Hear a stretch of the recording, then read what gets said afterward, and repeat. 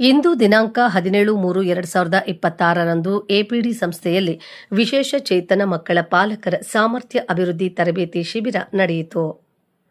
ಈ ಸಭೆಯಲ್ಲಿ ಮಕ್ಕಳ ಪಾಲಕರು ಯಾವ ರೀತಿ ಮಕ್ಕಳಿಗೆ ಪಾಲನೆ ಪೋಷಣೆ ಮಾಡಬೇಕು, ಅವರ ಅಂಗಾಂಗ ವೃದ್ಧಿಯಾಗಲು ವ್ಯಾಯಾಮ ಮತ್ತು ಬೌದ್ಧಿಕ ಬುದ್ಧಿಮಟ್ಟ ಬೆಳವಣಿಗೆಗೆ ಆಗಲು ತರಬೇತಿ ನೀಡಲಾಯಿತು.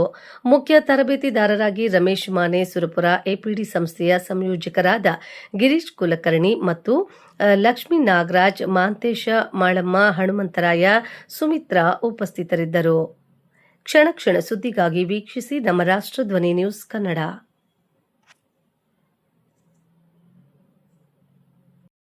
ಮಗುಗೆ ಖಾರ ಹಚ್ಚಬಾರ್ದು.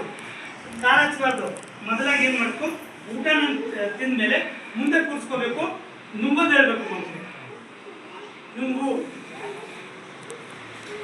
ನುಂಗುವಾಗ ಪ್ರಯತ್ನ ಮಾಡಿ, ಯಾಕಂದ್ರೆ ಒಂದೇ ಸಲ ಆಗಲ್ಲ. ಈ ಮಗುಗೆ ಈ ವಯಸ್ಸಿನ ಮಗು ಇದೆ, 8 ವರ್ಷ ಮಗು ಇದೆ, ಸೋಲೋಗ್ತಾರಂದ್ರೆ ಅವ್ಗೆ ನುಂಗು ಪ್ರಯತ್ನ ಮಾಡೋದು.